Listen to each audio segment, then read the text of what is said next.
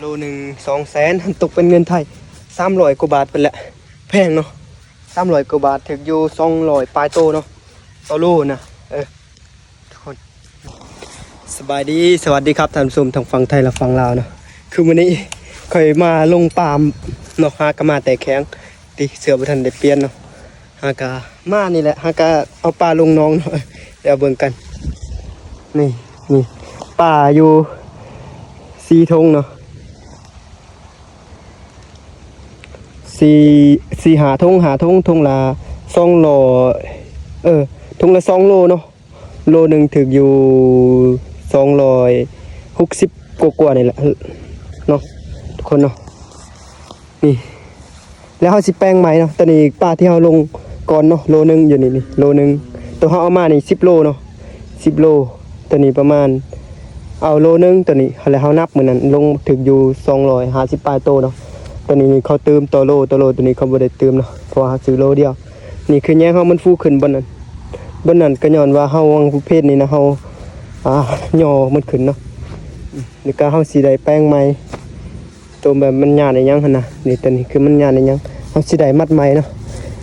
ตอนนี้เป็นบรรยากาศในช่วง5 โมง6 โมงเลย6 โมงยังเลยนี่เห็นเสาเฮามันแตกหล่มเนาะเนาะทุกคนเนาะนี่ถ่ายเพื่อให้ FC เบิ่งว่าบ่าวหยุ่งเฮ็ดหยังแน่ช่วงนี้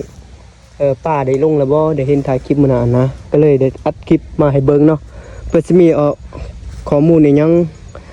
FC อยากแนะนำเนาะว่าเฮ็ดจังได๋ก่อนแนวนี้นั่นน่ะนะ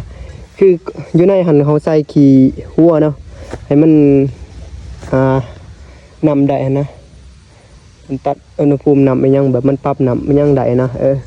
ขี้หัวเนาะเฮาบ่ได้ใส่ปูนขาวเนาะคือ FC อยากให้เฮาเฮ็ดแนวใดก็คอมเมนต์เด้อไปมีความรู้อีหยังเกี่ยวกับป่านี่นาเนาะเฮาก่อนลงป่าเฮ็ดหยังแน่เนาะคือก่อนข่อยลงป่าข่อยก็แซ่เมียนนำอยู่นอกเนาะให้มันปรับอุณหภูมิก่อนเนาะปรับอุณหภูมิของออกซิได้อันใดนะแล้วก็ค่อยปล่อยนี่แล้วค่อยสินับเนาะนับได้เท่าใดแล้วค่อยสิปะในกล่องโพดเนาะค่อยสิเม่นในกล่องโพดว่าได้จักโตจัก100 โตเนาะจัก1,000 โตเนาะบวกกับโตแยงอยู่นี่ที่ค่อยลงก่อนนี่ค่อยประบวกเลยเนาะนี่ค่อยหากะมานี่แหละทุกคนเมื่อยนี่สอบก็ใส่ปลานี่แง่นี่เสือกที่เฮาจะมัดแปลงแยงเขาเนาะจะน้อยเนาะเมื่อยเนาะท่านผู้ชมเอ้ยหากะมาเนาะนี่เห็นบ่ล่ะตรงปลาเฮา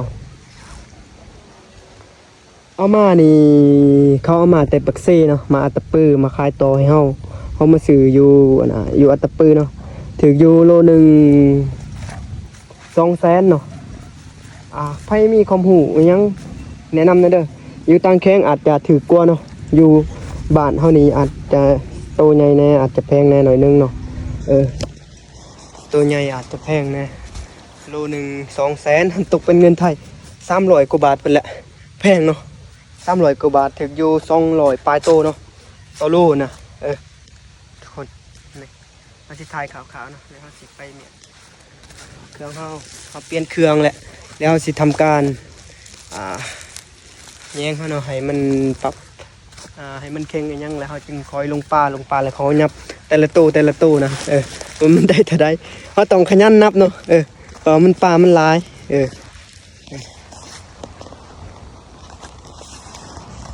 เย็นบ่บรรยากาศยามแรงพอดีเย็นๆปลาเขาก็มายำอันนี้คือสิโอเคแล้วเนาะนี่เห็นบ่คักบ่ทุกคนแล้วสิไปเบิ่งหัวอาหารเขาเนาะเอาซื้อหัวอาหารประเภทแบบใดนะให้ FC เบิ่งเนาะไปเบิ่งหัวอาหารกันตอนนี้เฮาสิซ้ำนี้แล้วสิเม่นว่าได้จักโตแล้วเฮาจึงคอยเม่นในกล่องโพดเฮาเนาะของกล่องคลิปเฮานะแล้วไปเบิ่งหัวอาหารเนาะเฮาจะซื้อหัวอาหารเบอร์1ทุกคนเบอร์1จะมันสิถือแบบใดคือของเขาเจ้าเลี้ยงของบ่หรือว่าของข่อยมันต่างเนาะอาหารเนาะข่อยจะบ่ได้ใส่วิตามินอีหยังเนาะแบบอันนั้นเลยเฮาติดนะนี่อาหารเฮาอยู่พุ่นเนาะ เป็นเม็ดน้อยๆหัวหัน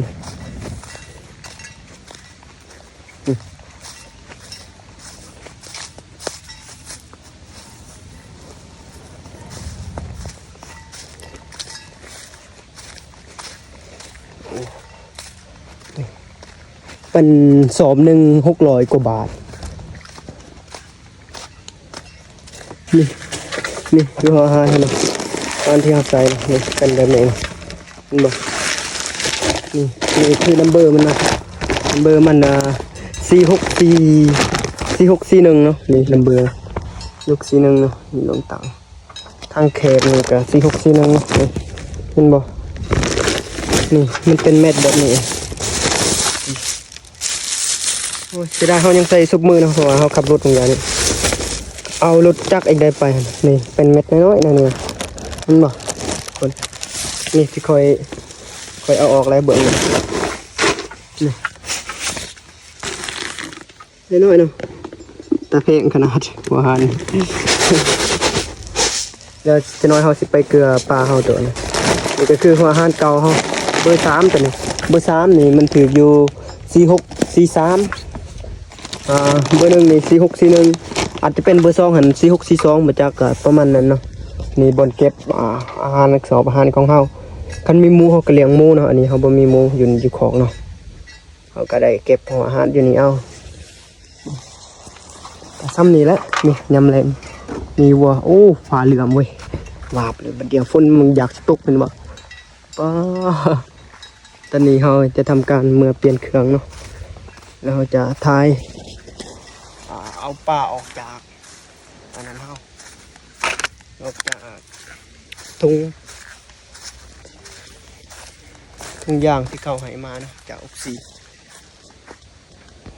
ปูชหมกม่วงเนาะสุกเป็นสุกเหลืองเป็นเหลือง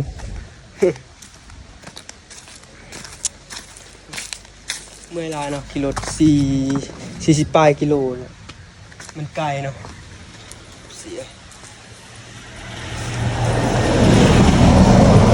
อย่างนั้นเนาะเดี๋ยวเฮาสิเม่นกองโพสเนาะว่าเฮาได้เท่าใดโตเนาะ